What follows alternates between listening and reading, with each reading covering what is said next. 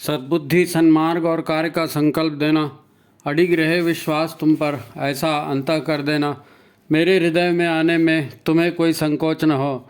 हे गुरुदेव, मुझे नज़रों से दूर कभी न होने देना। हे गुरुदेव, मुझे नज़रों से दूर कभी न होने देना। नमस्कार। गायत्री चिंतन धारा के इस सतत प्रवाह में आपका पुनः स्वागत है। मित्रों, बहुत से लोगों के मैसेज आते हैं, कई लोग फ़ोन भी करते हैं। उनको ये वीडियो संदेश बड़े अच्छे लगते हैं। वो कहते भी हैं कि इसमें गुरुदेव के विचारों को बड़े सरल शब्दों में समझाया जाता है, बड़े बड़े कठिन विषय भी आसानी से समझ में आ जाते हैं। तो ये आपका धन्यवाद, आपको अच्छा लगता है, ये वंदनीय माता जी की कृपा है। हैं, वो ये भी कहते हैं कि हम अपने व्हाट्सएप ग्रुप के माध्यम से इतने इतने लोगों को ये संदेश भेजते हैं, पर जब हम स्वतः अपने रूटीन को इस संदेश के आधार पर बदलना चाहते हैं तो ये हमसे नहीं हो पाता। बात बहुत अच्छी है, अच्छा लगता है, हम लोगों को भेजते भी हैं, पर सब सरल लगता है, लेकिन करने जाते हैं तो होता ही नहीं हमारे से। हम समझ तो गए हैं कि हमसे क्या क्या गलतियां हो रही हैं, परंतु फिर भी अफसोस के साथ कहना पड़ता है कि ये सुधार अपने भीतर हम नहीं ला पा रहे हैं। अब इसका उपाय क्या है? तो भाई, उपाय तो हर बात का है, पर आपके बदले इसको कोई दूसरा तो नहीं कर सकता ना। आपको अपने लाइफ में क्या इम्प्लीमेंट करना है, क्या कमी बेसी है, तो वो तो आप ही दूर करेंगे ना, दूसरा कैसे दूर करेगा? करना तो आपको ही पड़ेगा। हाँ, ये हो सकता है कि शायद हमारे बताने में कोई कमी है, गलती है, तो हम दोबारा बताएंगे, और आपको समझ में नहीं आया तो ये हमारी गलती है, हम उसके लिए क्षमा चाहते हैं, दोबारा हम प्रयास करते हैं। कोई किसी काम को क्यों नहीं कर पाता है? इसलिए नहीं कर पाता क्योंकि काम तब होता है जब मन उस काम को प्राथमिकता देता है। अब मन अगर उस काम को प्राथमिकता नहीं दे रहा है तो बात टल जाएगी। ऐसा ही सबके साथ होता है। हमारे गुरु ने इतनी कठोर साधना की है, और अपना पूरा जीवन अपने गुरु के वचनों पर, जैसे कि वो कहना चाहिए ना, पूरा न्यौछावर ही कर दिया। अब वो भी तो परिवार में रहते थे, उनकी भी कुछ जिम्मेदारियां थी।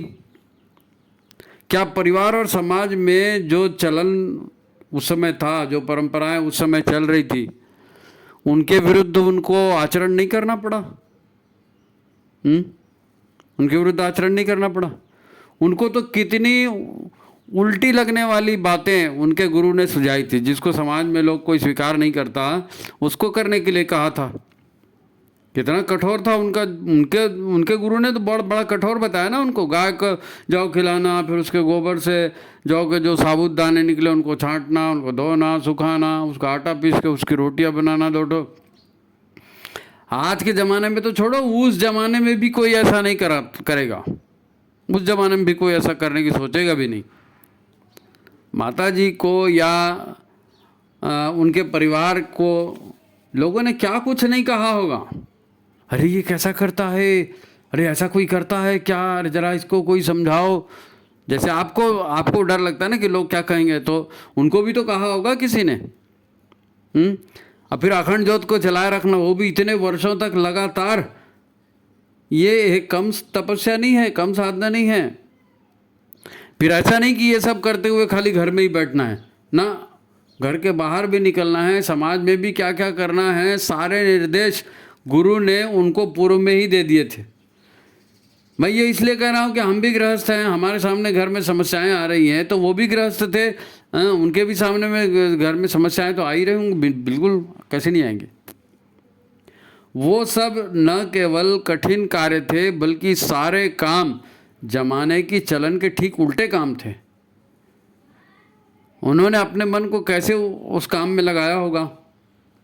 हम तो, हमारे गुरु ने इतने कठिन काम हमको नहीं बताए, इतने सरल सरल लगने वाले हमको काम बताएं, वो भी हमसे नहीं हो रहे हैं। तो ये गंभीर मुद्दा है भाई, गंभीर मुद्दा है। आखिर गुरु क्यों बनाए? मार्गदर्शन के लिए। अब गुरु मार्गदर्शन दे रहे हैं, उस पर चलते नहीं बन रहा है, तो फिर मुद्दा तो गंभीर है।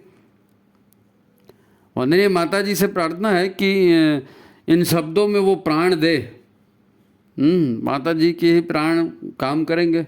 इन शब्दों में प्राण दे। जो आपके जो है माता जी के बच्चे हैं ना सब, तो माता जी से निवेदन है कि आपके बच्चों के भीतर वो आंदोलन पैदा हो सके, उन्हें साधना सरल और व्यावहारिक लगने लगे। माता जी ऐसा इंतज़ाम कर दो। इनको समझ में नहीं आ रहा कैसे समझाएं, आप ही समझाओगे तो समझ में आएगा। तो ठीक है, इसके पहले कि आज की बात को हम शुरू करें, आप वीडियो को लाइक कर दें, शेयर कर दें, और जिन्होंने अब तक चैनल को सब्सक्राइब नहीं किया है वो सब्सक्राइब भी कर लें। तो ठीक है, वंदनीय माता जी के चरणों में सिर रखकर आज फिर उस बात को शुरू करते हैं। मित्रों, सच पूछा जाए तो हम बीमार हैं, हम में कमियां हैं। हम सद्गुरु की शरण में भी आए हैं। उन्होंने हमें तकलीफ़ों को दूर करने के लिए नुस्खे भी बताए हैं। ऐसा ऐसा किया करो, ये खाया करो, ऐसा उठा करो, सारे नुस्खे उन्होंने बताए हैं कि तुम्हें कब क्या करना है, क्यों करना है। पर गुरुदेव की ये बताई हुई दवा जो है ना, ये हमारे ऊपर काम नहीं कर रही है। हम गुरुदेव के निर्देश पर नहीं चल रहे हैं, मतलब गुरुदेव की दवाई हम पर काम नहीं कर रही है। डॉक्टरी भाषा में इसको कहें तो हमारा बीमार शरीर गुरुदेव की दवाइयों को रिस्पॉन्ड नहीं कर रहा है, रिस्पॉन्ड नहीं कर रहा है। गुरुदेव जो कह रहे हैं उस पर हमारे भीतर हमारी ओर से कोई रिस्पॉन्ड नहीं होता। इसको क्या कहते हैं डॉक्टरी भाषा में कि हमारा इम्यूनिटी पावर बहुत कम हो गया है, दवाइयाँ भी असर नहीं कर रही। नकारात्मकता इतनी ज़्यादा बढ़ गई है हमारे भीतर कि शरीर की रुचि ही नहीं रही अपने आप को बदलने में। उसको गुरु की बातों का अनुसरण करने के बजाय दूसरे काम ज़्यादा इम्पॉर्टेंट लग रहे हैं, इसीलिए तो उधर ध्यान नहीं दे रहा है। इसीलिए हमारा मन उन कामों को करने की जिद नहीं कर रहा है। लोक लाज, अपनी आदतें, अपने परिवार की परंपरा, हमको ये ज़्यादा महत्वपूर्ण लग रहा है कि लोग क्या कहेंगे, हमारे यहाँ तो ऐसा कोई नहीं करता, हमारी तो यह आदत है भाई, हम तो इतना तो करेंगे, इतनी तो छूट हमको मिलनी चाहिए। वो बातें ज़्यादा महत्वपूर्ण लगी। सारी बाजारू जो आदतें हैं, बाजारू जो बातें हैं तो समाज की प्रचलित, उसको हम इम्पोर्टेंस देते हैं और अपनी भावुकता भी दिखाते हैं। हमारी भावुकता इतनी पावरफुल है कि मन कह देता है सॉरी गुरुदेव, आप ठीक कहते हो पर मुझसे वो काम नहीं बनेगा। गुरुदेव को कह रहे हैं कि आप ठीक कह देते हो, मुझसे काम नहीं बनेगा। तो गुरु काहे को बनाया भाई? गुरु काहे को बनाया? जरा एक बार सोचो ना, गुरुदेव का काम यदि आपसे नहीं करते बनता अपने ऊपर का, भले ही मेरा कितना बड़ा नुकसान हो जाए, लेकिन गुरुदेव ये बात मेरे से नहीं हो पाएगी भाई, मैं बाकी सब कर दूंगा। आपको मेरा लाख लाख प्रणाम, आप उसको माफ़ कर दें गुरुदेव, मैं आपके आदेश पर नहीं चल सकती या नहीं चल सकता। यही तो हो रहा है, यही हो रहा है, ये हमारी सच्चाई है। तब तो लोग हमको फ़ोन कर रहे हैं ना, तब तो व्हाट्सएप कर रहे हैं कि भाई आप कह रहे हो बहुत अच्छा है, बहुत सच है, लेकिन क्या करें हमारे से नहीं हो पाता। तो गुरुदेव तुम ब्रह्मा हो, तुम विष्णु हो, तुम महेश हो, तुम जो भी हो, पर तुम नहीं जानते कि मैं किन परिस्थितियों में हूँ। ये कहना चाहते हैं हम कि गुरुदेव को हमारी परिस्थितियाँ नहीं मालूम। क्या कह रहे हैं, क्या सोच रहे हैं, जरा एक बार पुनर्विचार तो करो इस पर। हम भी जानते हैं कि आपके मन में ऐसा कुछ नहीं है। गुरुदेव को निरादर, गुरुदेव का निरादर आप भी नहीं करना चाहते, हमको मालूम है। पर हम ये ज़रूर चाहते हैं कि आप अपनी कमजोरियों पर स्वयं विजय पाएं। माता जी यही चाहती हैं कि हमारे बच्चे अपनी कमजोरियों पर स्वयं विजय पाएं, अपने असमंजस, अपने भय, अपनी नकारात्मकता, अपनी हीन भावनाओं पर स्वयं विजय प्राप्त करें। देखो, यश और अपयश, जीवन और मृत्यु है ना, देवासुर संग्राम में देव पक्ष असुर पक्ष, इनमें बीच का कोई मार्ग नहीं होता। या तो आप जीवित हैं या आप मृत हैं, या आपको सफलता मिली या आपको असफलता मिली, या तो आप देवताओं की ओर से लड़ रहे हैं या तो आप असुरों की ओर से लड़ रहे हैं। दोनों ओर से कैसे लड़ोगे? नहीं, थोड़ा कभी देवताओं की ओर से लड़ेंगे, कभी असुरों की, ऐसा थोड़ी होता है। और यदि आप देव पक्ष से नहीं लड़ रहे हैं, देवत्व के काम नहीं कर रहे हैं, तो जाहिर है आप एक तरह से आसुरी पक्ष की ही सहायता कर रहे हैं, आसुरी पक्ष को ही प्रबल कर रहे हैं। क्योंकि आप देवताओं की सहायता नहीं कर रहे हैं तो कहाँ जाए, विरोध होना चाहिए ना अनीति का, आप नहीं कर रहे। यदि गुरु माना है और उनकी शिक्षा को पूरी तरह आचरण में नहीं लाया तो इसका क्या मतलब है?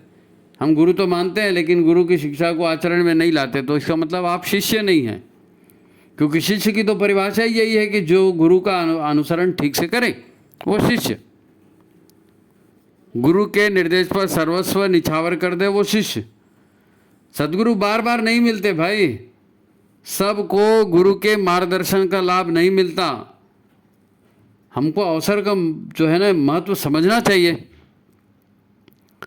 लोगों को प्राय भय रोकता है, लोगों को भय सारी प्रगति को रोक देता है।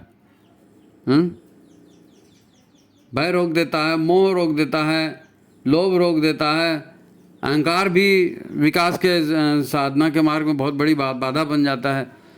शिक्षा, माहौल, इस जन्म के संस्कार, पिछले जन्म के नकारात्मक संस्कार, ये सब ऊर्जाएं हैं, ये सब ऊर्जाएं हैं हमने पाल के रखी हैं, और ये नकारात्मक ऊर्जाएं, और यही वो ऊर्जाएं हैं जो गुरुदेव के इशारों पर चलने नहीं देती।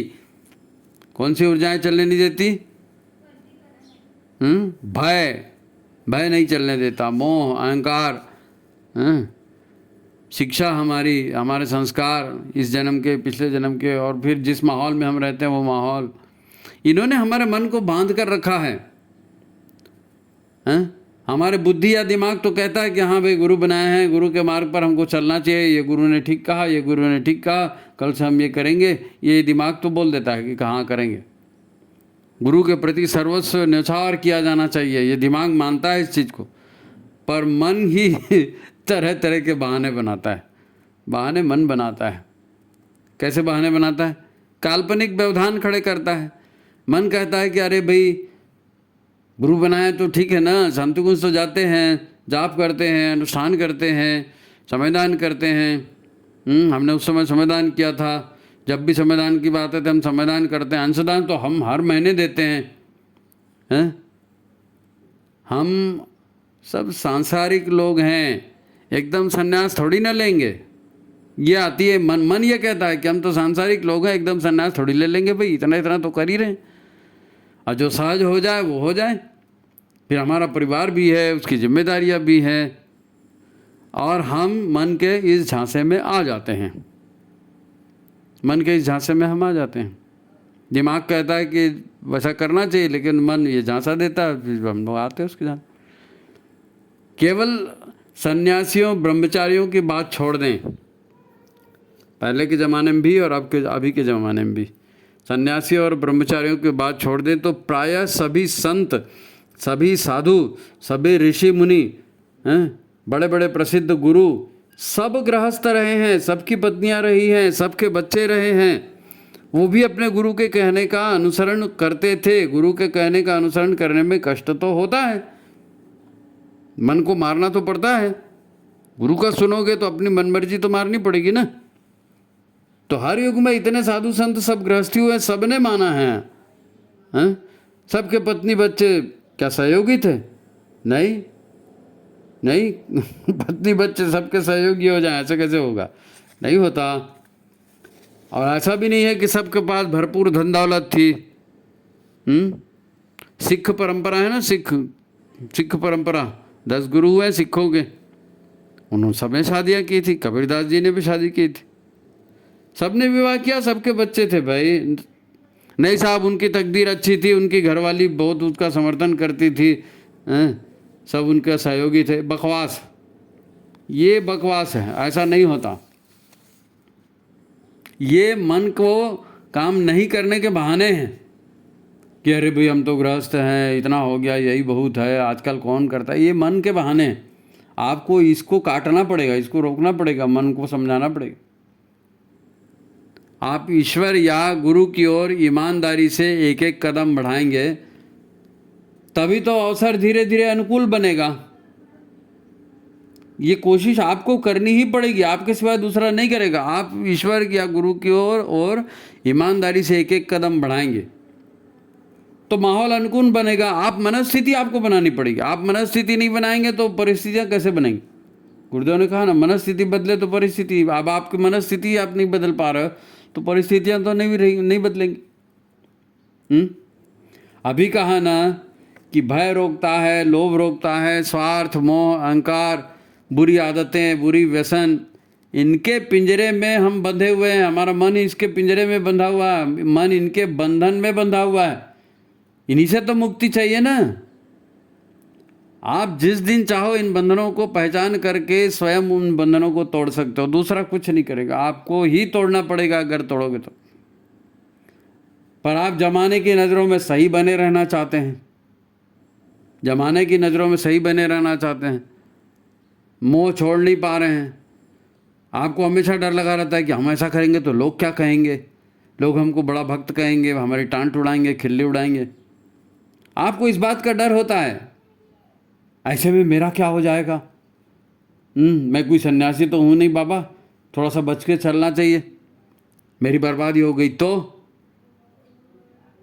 ऐसे में कैसे काम बनेगा? आपको तो सब कुछ बदलना पड़ेगा। आपको आहार पर नियंत्रण रखना पड़ेगा, दिनचर्या पर नियंत्रण रखना पड़ेगा, मन में क्या विचार आ रहे हैं उस पर नियंत्रण रखना पड़ेगा। स्वाध्याय, उपासना, इसमें मन लगाना पड़ेगा। वो कहते हैं ना, कम खाओ और गम खाओ, तो कम खाओ और गम खाओ की शैली से जीना पड़ेगा। अपनी प्राण ऊर्जा बढ़ाओ भाई, तब तो अपनी संकल्प शक्ति बढ़ेगी, तब तो संकल्प में ताकत आएगी। और संकल्प में ताकत आएगी तो आप गुरु की बातों पर दृढ़ हो सकेंगे और आपका संकल्प पूरा हो सकेगा। इस बात को हर कोई अच्छे से समझ ले, इस बात को हर कोई अच्छे से समझ ले। लाइफ में आपके पास ज़्यादा समय नहीं है। गुरु का अगर अनुसरण करना है तो लाइफ में आपके पास ज़्यादा समय नहीं है, हैं?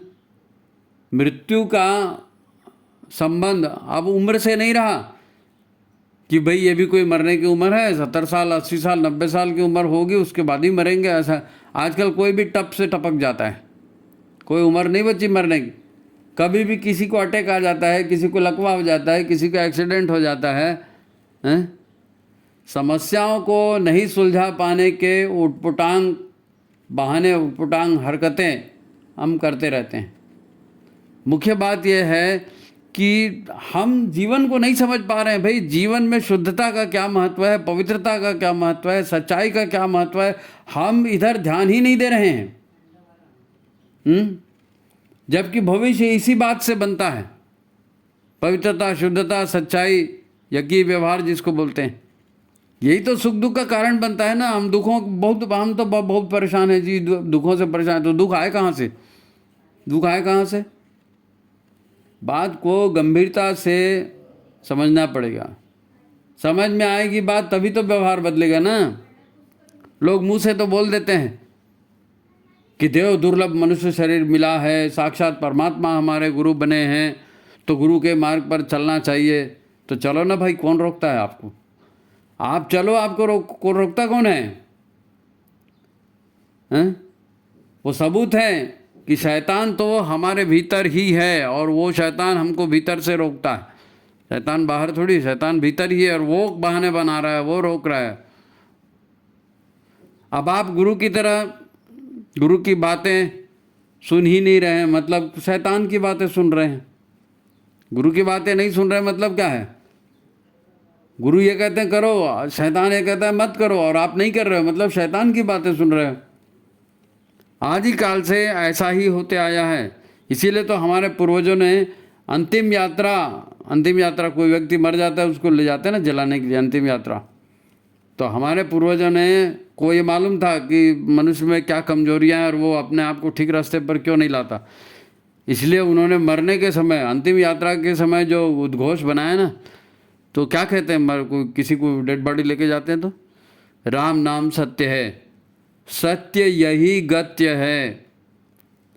राम नाम सत्य है और सत्य बोलो, नहीं तो यही गति होगी। आपके सारे अगर मगर धरे रह जाएंगे, सारे अगर मगर धरे रह जाएंगे। ऑफ कोर्स नाते रिश्ते छूट ही जाते हैं, क्यों नहीं छूटेंगे? छूटेंगे। आप निभाओ ना, कितने नाते निभाते हैं और कौन आपके निभाता है? अब गुरु के निर्देशों पर जीवन भी नहीं चला पाया तो देव दुर्लभ मनुष्य तन पाकर भी आपने क्या कमा लिया भाई? गुरु बनाया, और गुरु के निर्देशों पर नहीं चल सके, देव दुर्लभ मनुष्य तन है करके सबको बोल रहे हो, तो फिर आपकी पूंजी क्या है? क्या अगला जन्म भी ऐसे ही निकालना है? अगला जन्म भी ऐसे ही निकालना है? परावलंबी बेबसी का जीवन, ये बेबसी भरा जीवन तो है, परावलंबी जीवन तो है। जब गुरु के ऊपर अवलंबित नहीं हो रहे हैं, जमाने के ऊपर अवलंबित हो रहे हैं, तो क्या है? ये गुलामी है, ये अकलमंदी है, इसको अकलमंदी कहेंगे। आपको अपने बारे में समीक्षा करनी पड़ेगी। अगर चलना है तो आप चलोगे भाई, दूसरा थोड़ी चलेगा आपकी जगह। देखो, आस्था, विश्वास और उत्साह ये तत्व पुरुषार्थ के प्रति आकर्षित करने वाले हैं। हमारी आस्था होगी, हम गुरु पर विश्वास करेंगे, हमारे मन में गुरु का गुरु की इच्छाओं का पालन करने का उत्साह होगा, तो हम पुरुषार्थ करेंगे। ये मूलभूत कारण है जिसके आधार पर आदमी पुरुषार्थ करता है। और संदेह, अविश्वास, निष्क्रियता पतन या रुकावट के कारण है। आप संदेह करेंगे, आप अविश्वास करेंगे, आप निष्क्रिय बने रहेंगे तो पतन होगा ही होगा। जब ईश्वर पर विश्वास कोई करता है, जब व्यक्ति ईश्वर पर विश्वास करता है तो उसे फिर स्वतः के अस्तित्व पर भी, स्वतः की क्षमता पर भी विश्वास होता है। और जो ईश्वर पर ही विश्वास नहीं करेगा तो फिर उसको खुद पर क्या विश्वास होगा जी? वो खुद पर भी विश्वास नहीं करेगा, हमेशा संदेह में बना रहेगा, उसका संदेह कभी खत्म ही नहीं होगा।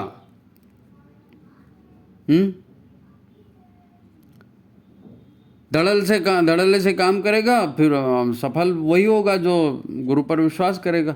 विश्वास करेगा तो गुरु का अस्तित्व समझेगा और सोचेगा कि हाँ, मेरे रक्षक तो हैं, मार्गदर्शक तो हैं, तो मैं चलो धड़ल्ले से काम करता हूँ, किस बात का डर है। तो आस्था विश्वास बड़े शानदार है, अगर आपके पास है तो आप अनुसरण कर पाएंगे। इसका बहुत अच्छा उदाहरण जो है ना, हमारे प्रत्यक्ष जीवन में देखने को आता है, और सबने देखा होगा, सबने देखा होगा, पर कभी उसके कारणों पर हमने खोज नहीं की ना। हम जीवन में मनन चिंतन नहीं करते, मनन चिंतन नहीं करते। एक एक उदाहरण हमको मिल जाएगा भाई। अब देखो, एक पिता है, आपने उसका बच्चा है साल भर का, है ना, तो पिता बच्चे से, साल भर के बच्चे से प्यार करता है, उसके साथ खेलता है। उस बच्चे को पिता पर विश्वास होता है, वो पिता को देखते ही दोनों हाथ बढ़ाकर उनके ओर दौड़ जाता है कि अब ये मेरे को प्रेम देंगे, अब मेरे को खिलाएंगे। ऐसा देखा है कि नहीं देखा है? बच्चा सब कुछ छोड़कर पिता की गोद में जाने को मचलता है। पिता उसको दोनों हाथ से उठा लेता है और ऊपर हवा में उछाल देता है। पिता उसको दोनों हाथ से पकड़ के ऊपर हवा में उछाल देता है। बच्चा भी हवा में है, किसी ने पकड़ा नहीं है, हवा में है। अब बच्चा प्रसन्न होता है, कभी देखा नहीं ऐसी? किलकारी मारता है, प्रसन्न होता है, वो बड़ा खुश होता है कि अरे वाह, हवा में उड़ा। माता पिता भी बच्चे को हवा में उछलता देखकर आनंदित होते हैं। क्यों? क्योंकि मूल बात है, मूल बात क्या है? पिता, अपने पिता पर बच्चे को अटूट विश्वास है। पिता पर अपने बच्चे को अपने पिता पर अटूट विश्वास है। उसको मालूम है कि मैं नहीं गिरूंगा, मेरे को कोई चोट नहीं लगेगी, तो वो कोई से बड़ी रिस्क उठा लेता है। उसको मालूम है कि मेरा पिता मेरे को वो दुखी नहीं होने देगा, मेरे को गिरने नहीं देगा, दृढ़ विश्वास होता है, तब तो वो रिस्क उठाता है ना। हमको अपने पिता पर विश्वास नहीं है, हमको अपने गुरु पर विश्वास नहीं है। पिता कितना भी ऊपर उसको फेंके, ना वो गिरता है, ना उसको चोट लगती है, और यही उसके संबल का कारण बनता है,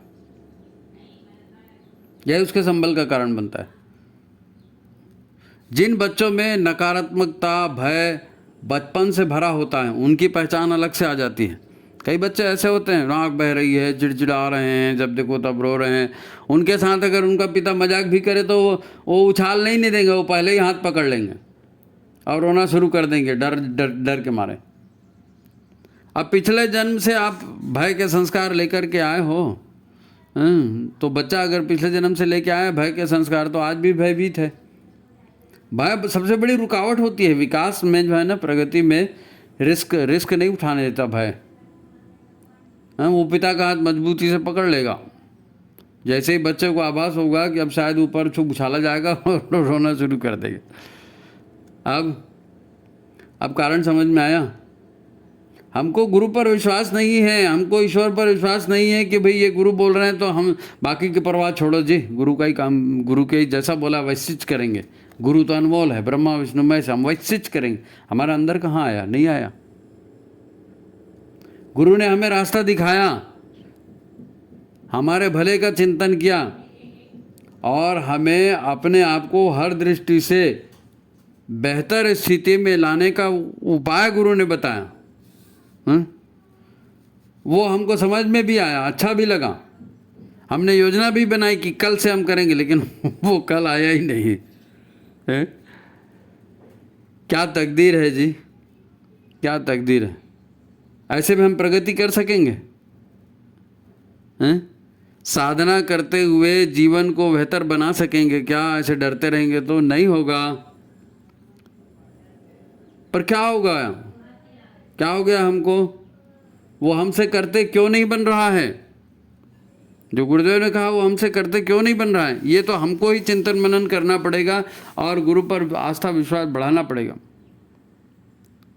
गुरु पर भरोसा होगा तो हमको अपने जीवन समझ में आएगा ना। गुरुदेव ने कहा मैं क्या हूँ, जरा इसको तो जानो मैं क्या हूँ। तो हम वो जानने को ही तैयार नहीं है। इस रहस्य को अनुभव करना होगा, इसका कारण समझना पड़ेगा। देखो एक दूसरा उदाहरण बताता हूँ, क्योंकि भाव बंधन हमको ही तोड़ना है, इन बंधनों को कोई दूसरा नहीं तोड़ेगा। गुरु उपाय बता सकते हैं, करना तो हमको पड़ेगा ना। एक दूसरा उदाहरण बताता हूँ आपको। आपने एक तोता पाला, बड़े प्यार से पाला, और तार की जाली का पिंजरा आता है ना, वो तार की जाली के पिंजरे में आपने तोते को रखा, उसका पूरा ध्यान दिया, कैसे कब खाना है, कब देना है, क्या करना है, सब तोते को बढ़िया प्यार से पाला। फिर आपके दिमाग में एक दिन विचार आया कि अरे यार ये तो आकाश में उड़ने वाला पंछी है और मैंने इसको घर में बांध के अच्छा नहीं किया, क्योंकि बालकनी में रहता कभी तो ऊपर से तोते लोग टें टें करते उड़ते हैं, तो ये पिंजरे वाला तोता है वो भी टें टें करता है, वो भी उड़ने की कोशिश करता, चाहता है कि मैं भी उड़ जाऊं, मगर पिंजरे में है कैसे उड़ेगा? पिंजरे में है कैसे उड़ेगा? तो फिर तोता भी खाली टें टें करके रह जाता है, लोगों को देखता है कि हाँ वो आकाश में उड़ रहे हैं। फिर आपको लगा कि नहीं इसको फ्री कर देना चाहिए, आप वो तार वाला पिंजरा लेके तोते को लेके आपने बालकनी में रख दिया। अब जा बोलने से थोड़ी होता है, तोता भी उड़ जा, अपनी जिंदगी फैलाता है, पिंजरे के अंदर फड़फड़ाता है मैं उड़ जाऊं, लेकिन नहीं उड़ सकता ना, क्योंकि बंधन है। जब तक वो बंधन नहीं कटेंगे तो घर में रहते हुए, और ये बंधन तार का पिंजरा है, एक एक तार में कैसे उड़ूंगा, तकलीफ हो सकती है। ये बंधन है, ये तार की जाली है, इसके रहते हुए मैं कैसे आलस से छोड़ने में लोगों के तो फिर आप क्या कहेंगे लोग? पिंजरा इस भय को छोड़ने में कष्ट तो होगा। बाहर में आपने बालकनी में रख दिया था कि तोता उड़ जाएगा। नहीं साहब हमारा स्वास्थ्य ठीक नहीं है, वो ठीक नहीं है, वो ठीक नहीं। स्वास्थ्य ठीक नहीं रख सकोगे तो साधना क्या करोगे? की कोशिश करता और एक तार वो तोड़ लेता तो शायद उसका साहस बढ़ जाता। ये सारा एक तार ये नेटवर्क है एक्चुअल में, दूसरा भी टूटेगा, मन का टूटेगा तो तीसरा भी टूटेगा, और एक दिन मेरे भाव होने के लायक छेद बन जाएगा। इतना डरा हुआ है और रिस्क उठाना नहीं चाहता, लेकिन आपने कोशिश ही नहीं किया। समझ जाते हैं और लोगों को समझाना शुरू कर देते हैं, लेकिन हम बुराई छोड़ने का संकल्प लेते जाओ। क्यों कहते हैं? इसीलिए कहते हैं वो तोता कभी पिंजरे को तोड़ के उड़ नहीं सकता। हम भी अपने बंधनों को तो बड़ी बड़ी बुराइयां करते हैं, लेकिन छोटी छोटी बुराइयां भी हमसे नहीं छूट पाती। बड़ी क्या अन्य लोगों की तरह मैं भी उड़ पाता, काश अन्य लोगों की तरह मैं भी साधना कर पाता। बड़ा प्रसिद्ध डायलॉग यही होते रहता है। एक सिनेमा कलाकार है अमरीश पुरी, पता नहीं पिक्चर का डायलॉग है, वो बहुत प्रसिद्ध है। कई बार एक छोटे छोटे प्रयास तू आजाद है, मनस्थिति बदलेगी चाहिए। छोटे छोटे प्रयास करेंगे तो अपने आप को बदल पाएंगे। नहीं बदल सकते ये कहना बेकार है जी। हमारे गुरु ने जब इतनी बड़ी बड़ी तपस्या की, इतने कष्ट किए, तो हम क्यों नहीं कर सकते? हमको छोटे छोटे करना है, इतना बड़ा थोड़ी करना है। अब हर आदमी ऐसे ही अलग अलग तारों के पिंजरे में कैद है। हमने अपना पिंजरा अपने विचारों से खुद बनाया है।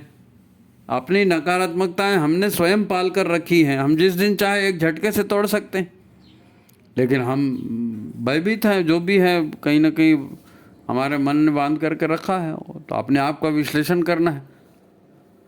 साधना के सारे उपाय इसीलिए हैं, अनुष्ठान भी इसीलिए किया जाता है, हैं? भाई हम जाप करते हैं, स्वाध्याय करते हैं, सत्संग करते हैं, अनुष्ठान करते हैं, गुरु गायत्री के महत्व पर भाषण देते हैं, इन सब का उद्देश्य भूल जाते हैं कि क्यों गुरु के पीछे जाना है, क्यों गायत्री के पीछे जाना है, क्यों अनुष्ठान करना है। अरे अपने को बदलने के लिए हम आयोजन तो करते हैं, बड़े बड़े आयोजन करते हैं, भव्य आयोजन करते हैं, लेकिन प्रयोजन गायब हो जाता है। तो हमारी ज़िंदगी भी वैसी है। हमने गुरु बना लिया, स्वाध्याय कर लिया, अखंड ज्योति खरीद लिया, यज्ञ कराना शुरू कर दिया, प्रयोजन भूल गए कि हम ऐसा क्यों कर रहे हैं। बदलना तो अपने आप को है ना, अपना सुधार ही संसार की सबसे बड़ी सेवा, और वही हमसे नहीं होता तो फिर मतलब क्या निकला, मतलब क्या निकला। तो अब जो हो रहा है उसको स्वीकार करो, या तो अपनी दिशाधारा खुद बदलो। जो हो रहा है उसको स्वीकार करो या अपनी दिशाधारा खुद बदलो। इसके अलावा क्या हो सकता है? इसके अलावा कुछ नहीं हो सकता। हमको बड़ा दुख होता है, अफसोस होता है, गुरुदेव माता जी को भी बड़ा अफसोस होता होगा, है ना। भाई थोड़ा थोड़ा शुरू करो ना, छोटे छोटे से शुरू करो। गुरुदेव ने ऐसा कोई बहुत बड़ा हिमालय तोड़ने की बात नहीं कही कि भगीरथ की जैसे गंगा उतार के लाओ। अब कोई कहता है कि भाई हमारे पतिदेव साथ नहीं देते, कोई कहता है पत्नी साथ नहीं देती, कोई कहता है बच्चा साथ नहीं देता। तो साथ नहीं देता तो आप अपनी पत्नी और अपने बच्चे और अपने पति और इनके साथ भी अगर आपका तालमेल नहीं बन पाया तो साधना किस बात की फिर? आपको पहले ही बताया ना कि सारे ऋषि मुनि, सारे साधु, ये सब विवाहित थे। आप विवाह का और गृहस्थी का बहाना मत बनाओ।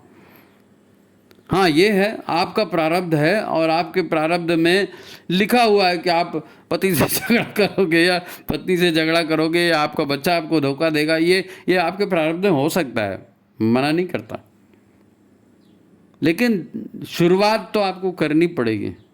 शुरुआत आपको करनी पड़ेगी। एक बहन जी का ऐसे ही फ़ोन आया था, तो उन्हीं के प्रेरणा पर तो ये आर्टिकल बन रहा है। तो हम अचानक मेरे भी दिमाग में उदाहरण आया कि वो ऐरावत हाथी था ना, पानी पीने के लिए गया था तालाब में, सरोवर में, और वहाँ मगरमच्छ ने उसका पैर पकड़ लिया।